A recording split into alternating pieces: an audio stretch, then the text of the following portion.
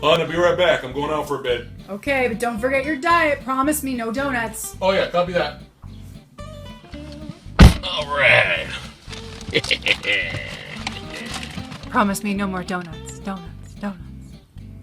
Ah.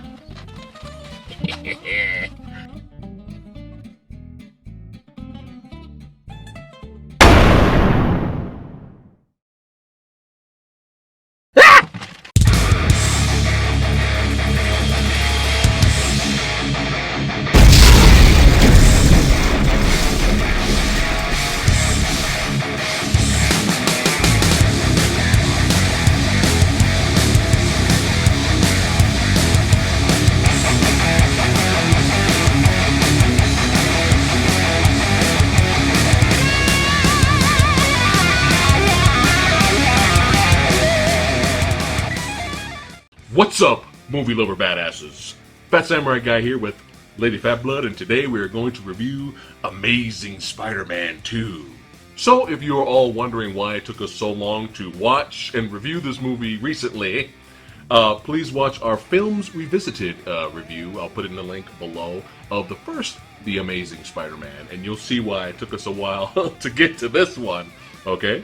So, less than 2 years after the release of The Amazing Spider-Man, that was 1 year and 10 months for us American audiences, 1 year and 8 months for Japanese audiences, which is insane.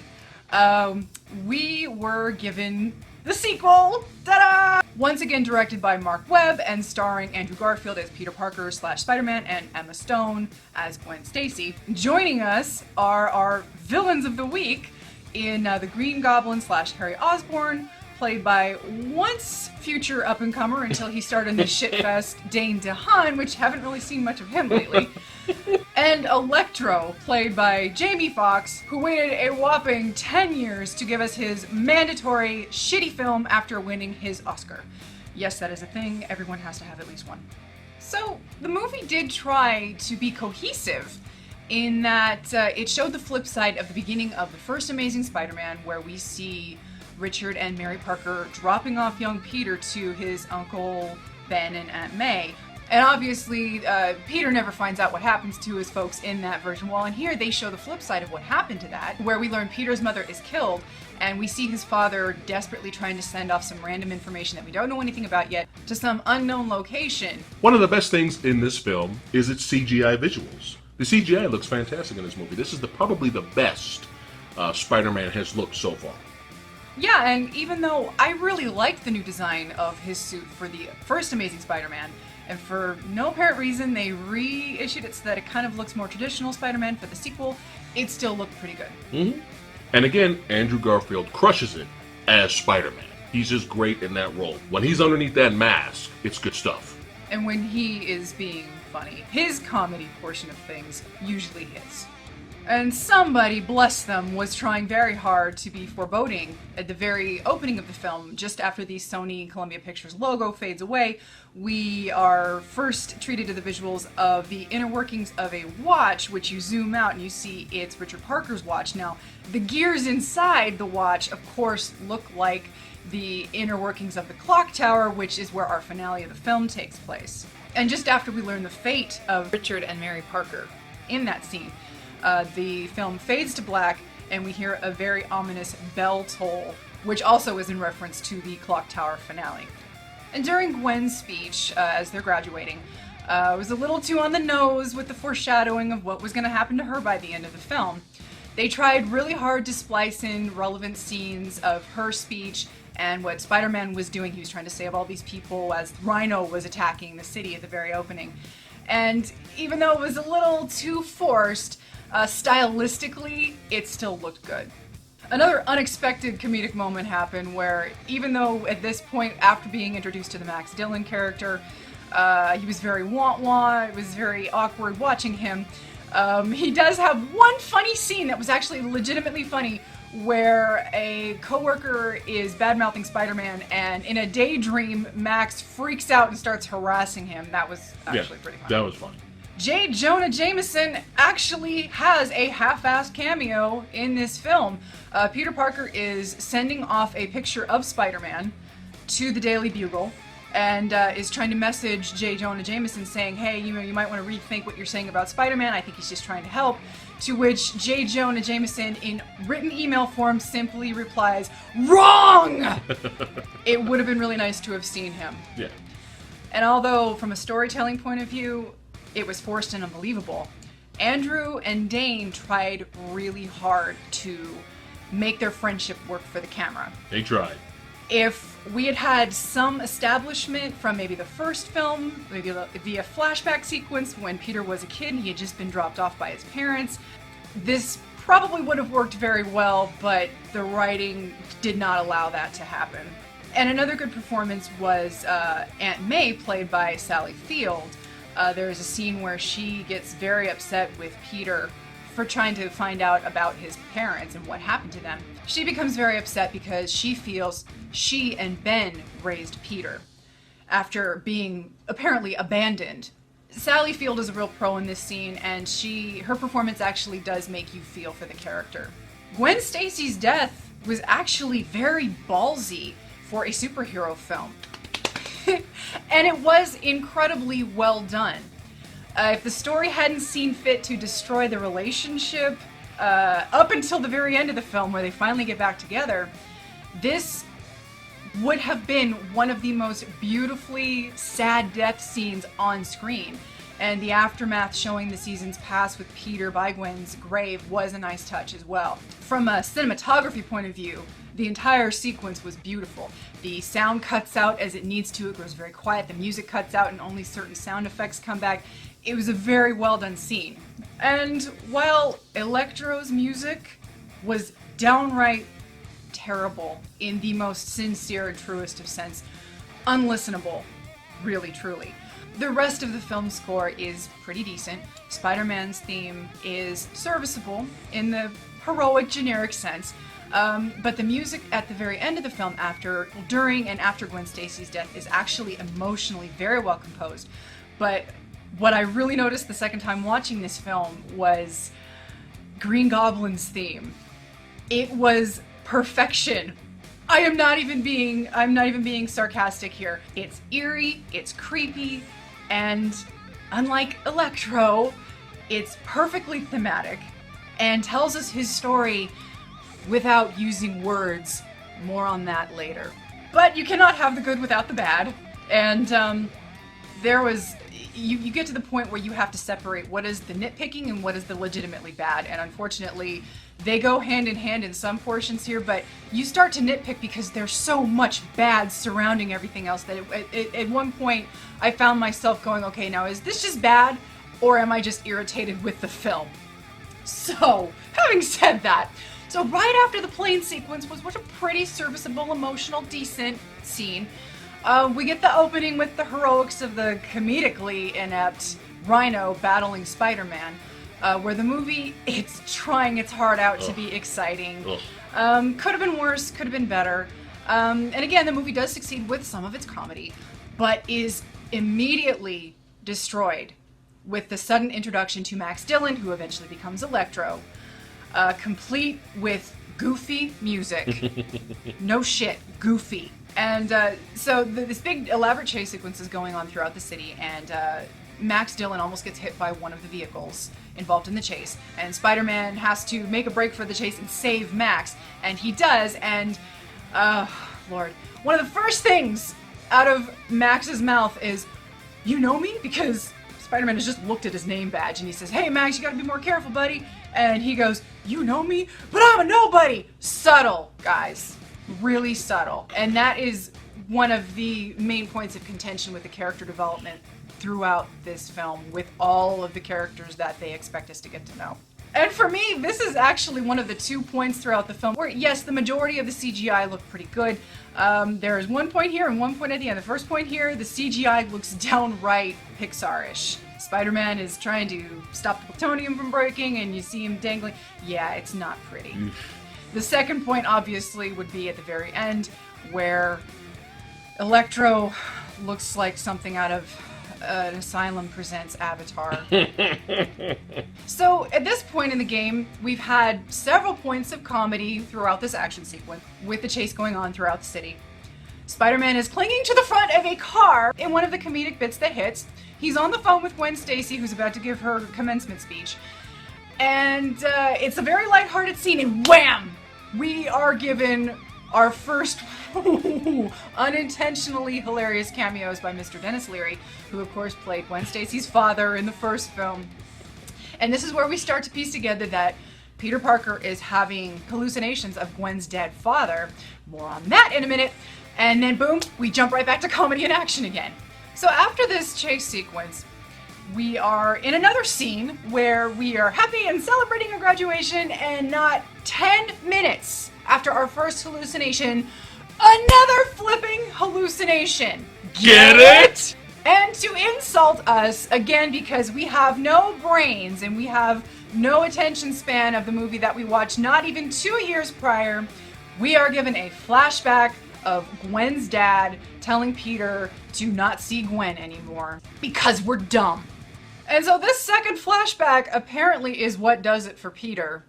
Because despite making a date with Gwen 40 seconds prior to this flashback, the very next scene shows Peter meeting Gwen to have dinner with her and her family. And he immediately starts crying and whining that he can't do this anymore and they can't see each other anymore. Wah! Gwen calls Peter out on this bullshit plot contrivance, thank God. Wah! And breaks up with him. So essentially 20 minutes into this film, and you have effectively destroyed the one thing you did far better than the Raimi trilogy did in terms of the relationship between the two main characters. For no reason other than drama. Yeah, the pacing in this movie was just all over the place. Happy, sad, happy, sad. And of course they try to put them back together at nearly the 46-minute mark. And they spend the duration of the film bickering like a bunch of idiots, and by the end of the movie they are put back together, but it doesn't matter! The once adorable couple that we were rooting for in the previous movie, and now because of all of this, we are screaming, make up your fucking mind! And what really killed me about this contrivance was that we dealt with this at the end of the first film. So Peter's made this promise to Gwen's dead father that he won't see Gwen anymore because, you know, Gwen's dad knew that Peter was going to eventually get her killed. And the conflict arose at the end because he just walks out of Gwen's life, and after her dad's funeral, she calls him on it and she's like, where have you been? And he doesn't really say anything. And then she even puts it together that her dad made him make this promise. And by the end of the film, we already know that they're back together. Boom! Drama solved. Done. So not only did they unnecessarily rehash this plot that was already resolved, they drug it through this 2-hour mess.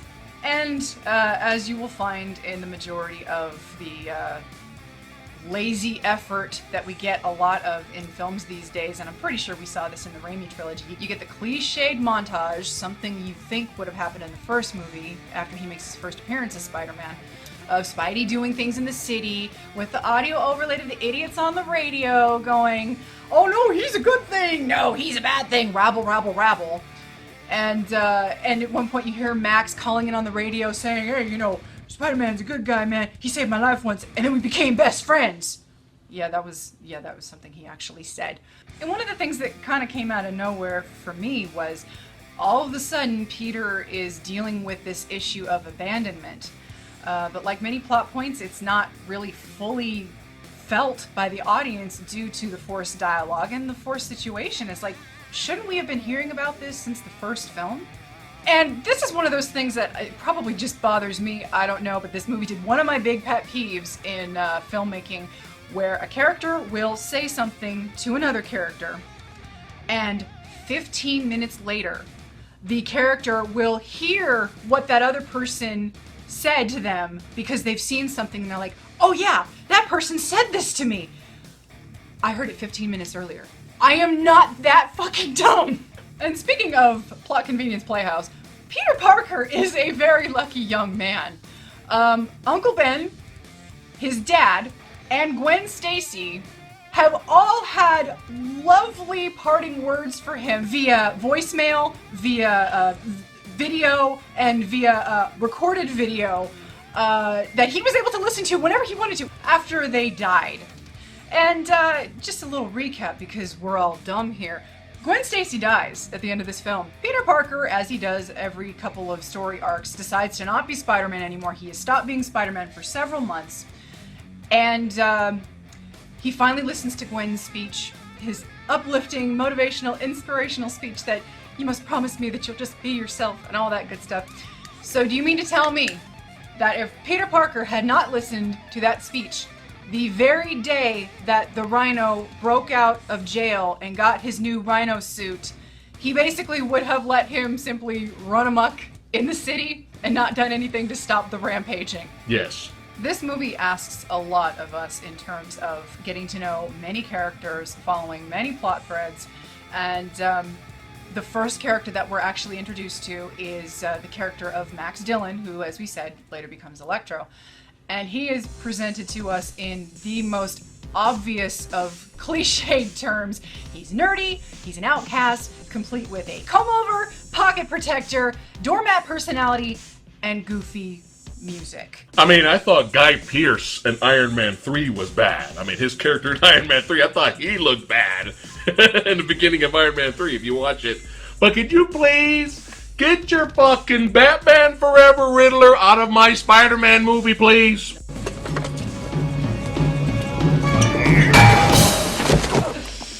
Caffeine will kill ya! Yeah, his music is probably the most distracting portion of the film.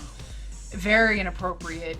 I think you can kind of tell where the youngsters took over. This was a Hans Zimmer score collaborating with a lot of younger generation, and I think their meddling in it could have had something to do with the awfulness of his portion of the score. And Electro's dialogue was very on the nose, no subtlety whatsoever, saying things like, "Most people don't notice other people. She remembered my name." I mean, seriously, there were points where, because they were unable to depict what he was going through from the scenes of the movie, he would literally just say things. This character actually, in the middle of Times Square, after he's become Electro and he's confused and he doesn't know what's happening to himself, he's scared because everybody's looking at him. He's got all this electricity flowing through him. He looks up at all of the monitors in Times Square and starts saying, "They see me. They see me." Subtle! And his transformation to Electro is so contrived and ridiculous. A multi-billion-dollar corporation is going to have an open-topped tank of electric eels, because they're an evil corporation, why not, with the scaffolding just above the tanks, with tubes that magically pull out from each other and cause sparks above the tanks. And you're gonna tell me that they don't have constant 24-hour technicians to service these tanks? Max was the only person left in the building, apparently, when all this shit went down. He falls in the tanks, becomes Electro. And for this billion-dollar company, where's the fucking security? Later in the movie, they show that they have security and cameras everywhere. But where the fuck was... Yeah, he left the building after the accident. He left. So, yeah, apparently that wasn't a thing. And do you want to tell the folks that are watching this video, the fine folks that are watching our ridiculousness, you want to tell them what happens when he fell into the tank and started getting shocked by the electric eels? So the movie, okay, is already ridiculous. It's redonkulous, okay, up to this point, right? Okay, so he falls in the thingy, the electric eels electrocute him, and he becomes Electro, whatever, fine. Okay, but did the movie and the filmmakers have to go out of their way to have the camera zoom in on his gap teeth and show the electricity fix the gap in his teeth? That's so fucking stupid! So, we're treated to the showdown between Spider-Man and Electro in Times Square. And at first, they're trying to do the whole, you're trying to feel really sympathetic for the character because he doesn't know what's going on, and then the cops start shooting at him, and he eventually gets it into his head that Spider-Man betrays him. And what is supposed to be a big action piece in Times Square, we are so distracted by the stilted writing where Electro is telling us everything he's feeling, the themes of, I have no power, nobody knows who I am, I'm invisible, blah, blah, blah. It's so obvious, it's everything he's feeling, all of his motivations. And coupled with the terrible theme that he has been given that's bumbling in throughout the scene, and the music actually gets worse. All of a sudden, when he becomes full-fledged villain Electro, the music starts telling us how he's feeling. In words. No shit. In words. He lied to me. He abandoned me. He challenged me. Spider-Man is my enemy. Sorry. Now, can you imagine if they did this shit in the first Spider-Man movie with Green Goblin? Godspeed, Spider-Man. Godspeed, Spider-Man. Godspeed, Finish it. Spider-Man. Finish it. Godspeed, Ooh, that's cold. Spider-Man. Ooh, that's cold. Godspeed, Finish it. Spider-Man. What's this? Have that fat samurai guy and Lady Fatblood finally lost it? Has this movie proven too much even for them? Will they find their way to the review's end, or will the review end them? Tune in next time, same fat time, same fat channel. Share, subscribe. Like, share, subscribe.